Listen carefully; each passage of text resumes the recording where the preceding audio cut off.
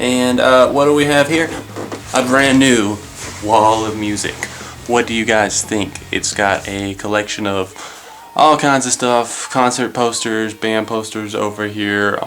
Green Day's up there, the Beatles are over here, Foo Fighters, and just some various other stuff. There's Boomer.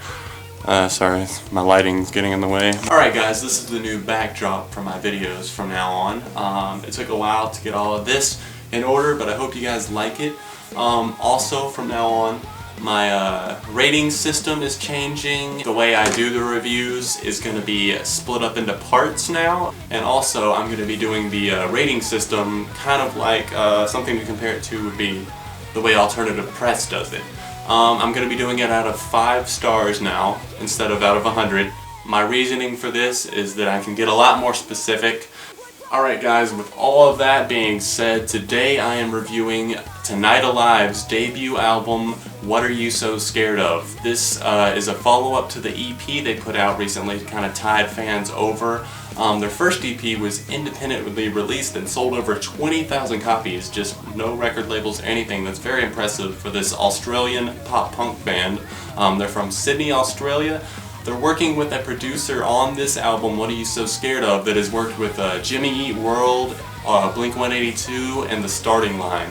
Now, that's very impressive that they've gotten this producer to work with them. They signed to Fearless Records, so this band is going places, and I'm hoping this album is going to do well for them. Now, they do kind of fall into that freshman rookie mistake of making a lot of tracks that sound similar, but we'll get on to that later in the review. Overall feel of the album, it's a nice pop-punk record from an Australian band that sounds a lot like Paramore's early work. Now, I'm not saying that every female-fronted rock band sounds like Paramore, but what I am saying is that their voices are very undeniably similar. And Tonight Alive is going to have to prove themselves that they're different from Paramore. Now, did they do this in this album? It's debatable. It does have a lot of stellar tracks on it. The album was recorded in Los Angeles with producer Mark Trombino in Los Angeles, California throughout 2011. It was released in Australia in October. It's not coming to the US until February 14th. That's the release date through Fearless Records. There is a couple of tracks that I'm digging a lot. One of them is called Thank You and Good Night. It features Mark Hoppus of Blink-182, and I thought that was a really good collaboration that they did, especially since the producer had worked with Blink-182 before in the past. Another track that I thought was a standout track was Breaking and Entering, and I'm glad they chose that as one of the singles. What I was really disappointed in is the fact that my favorite song by Tonight Alive did not make it onto this debut album. The first song I ever really heard by them was called Wasting Away, and that song is not on this album. And I found that a bit disheartening, especially because I felt like that was a standout track, and a lot of the songs on this album are not standout tracks, and a lot of them kind of blend together and sound the same. But like I'm saying, there were a few standout tracks, such as Breaking and Entering, Let It Land, Fake It, Safe and Sound, Thank You and Good Night, and the title track, What Are You So Scared Of? The album is about 44 minutes in length. The deluxe edition that contains acoustic versions of all the songs is about 1 hour and 15 minutes long.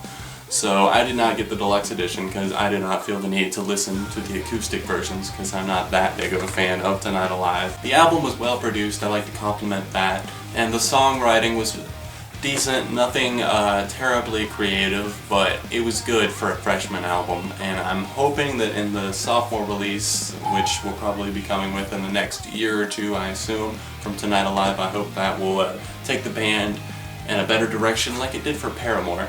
Lasting value for the album, not very high. You know, I've listened to it 3-4 times, and I feel like besides the standout tracks that I mentioned, that I'm not going to be revisiting the whole album a lot. But overall, I'm going to give this album a 3 stars out of 5. I would suggest streaming the album online and purchasing a few of the tracks that you really like. My suggestions for tracks for you to download are the track featuring Mark Hoppus, Thank You and Good Night, as well as the intro song I thought was very well done. The intro is called Eject, Eject, Eject, which leads into Breaking and Entering very well. So those are my three suggestions for those are my three suggestions for songs to download. I hope you guys enjoyed this review and new setup and the new way of editing, and I hope you guys like my new logo. It's here in the corner right now.